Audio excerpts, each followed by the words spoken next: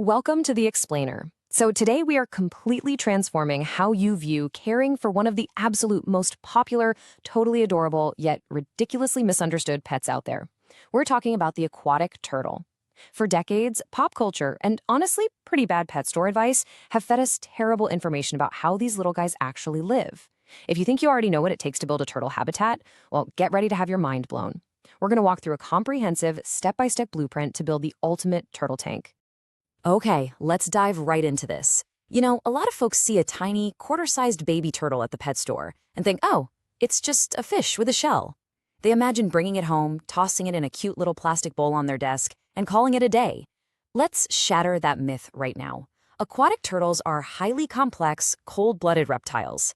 They demand a very specific, heavily engineered environment just to survive, let alone thrive. And considering these animals can easily live for several decades, decades, this environment needs to be engineered perfectly from day one. Just take a look at this number, $900. According to the really comprehensive guide by Krawlo, setting up a proper dream home for your kawaii shelled companion can cost anywhere from $400 to $900 if you're starting from scratch. That covers massive tanks, industrial-level filters, specialty lighting, the whole shebang.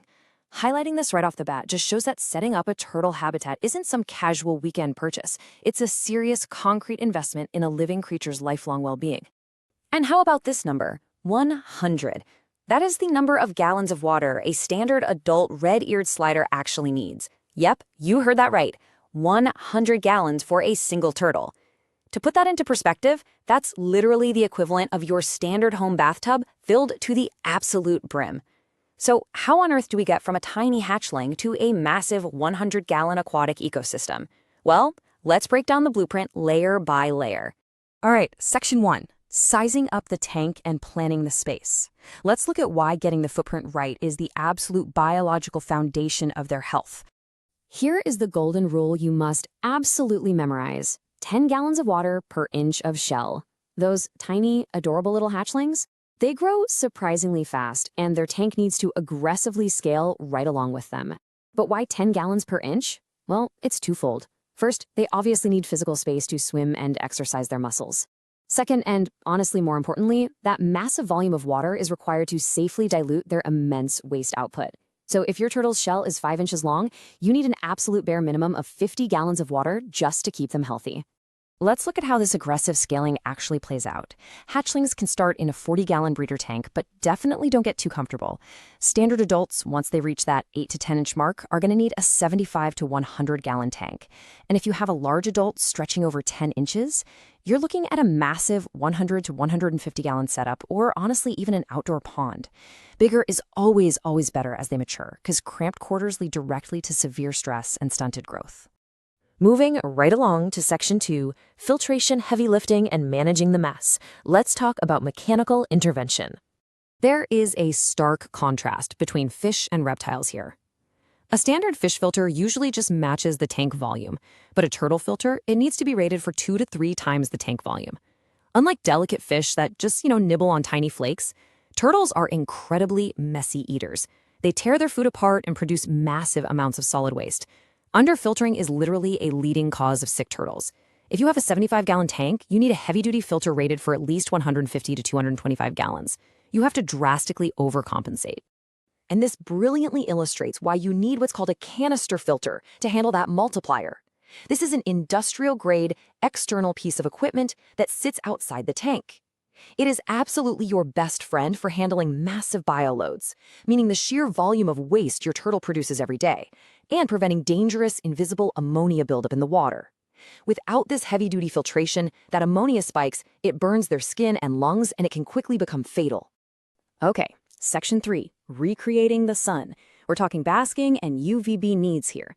Because our shelled buddies are cold-blooded, they absolutely depend on us to provide an artificial sun so they can survive indoors. We basically have to bring the outdoors inside. This is non-negotiable, guys. Turtles must fully emerge from the water to bask and warm up. A floating commercial dock or a sturdy cork bark platform is mandatory. If your turtle is staying wet or can only partially climb out, they cannot properly thermoregulate. That means they literally cannot control their internal body temperature to digest their food or fight off illness. They need a designated spot to dry off entirely, completely out of the water. To actually replicate the sun, you need two different bulbs. It's a dual lighting system. On one side, you have the basking heat lamp, usually a 75 to 100 watt bulb that acts as the heater, targeting a 90 to 95 degree surface temperature. On the other side is the T5HO UVB lamp.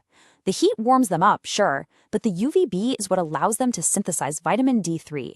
Without D3, they literally cannot absorb calcium, and that leads to a horrific fatal condition called metabolic bone disease, where their shell turns soft and just caves in. So two bulbs serving totally different yet equally life-saving purposes. Keep this number in your head, 6. Your UVB bulbs must be replaced every 6 months. Why? Because the vital, invisible UV output degrades long before the visible light actually burns out. To human eyes, the bulb looks perfectly fine and bright, but to your turtle's biology, it's essentially broken and useless, leaving them totally starved of the light they desperately need for their bones. Let's move to section 4 and see how this builds water temp and safety, creating a cozy swim. It's not just about filtering the water, it's about engineering the perfect climate. So your turtle needs warm water to properly digest food. The submersible heater rule is to keep the water between 74 and 78 degrees Fahrenheit for common species. Cold water actually causes severe immune suppression, making them highly susceptible to respiratory infections. Also, always use a heater guard. Turtles are incredibly strong, but they are also wonderfully clumsy swimmers, kind of like little bulldozers. They are notorious for accidentally smashing delicate glass heaters right against the tank side, which creates a massive electrical hazard. Now, what's really interesting about this slide is how your choice for the very bottom of your tank is truly life and death. Safe substrates mean either a bare bottom tank, which, by the way, is by far the easiest to keep clean, or large river rocks that are way bigger than their heads.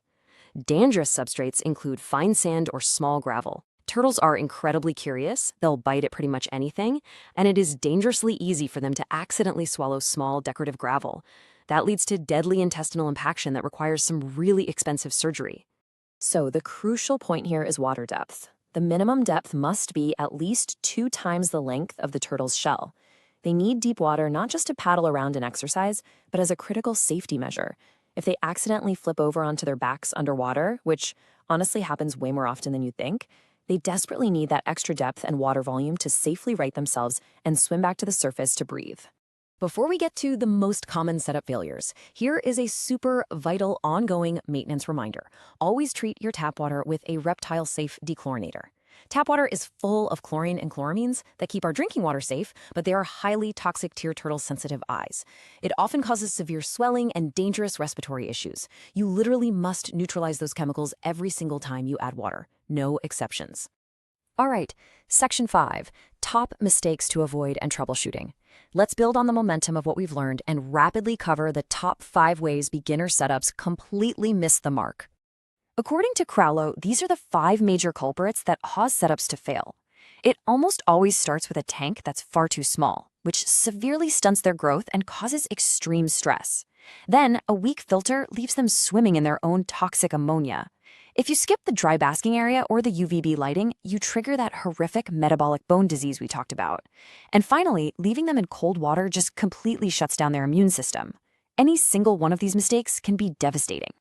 But hey, don't let this list of pitfalls freak you out. I actually love this quote from the source. Setting up a proper turtle tank is more involved than a fish aquarium, but less complicated than many people fear.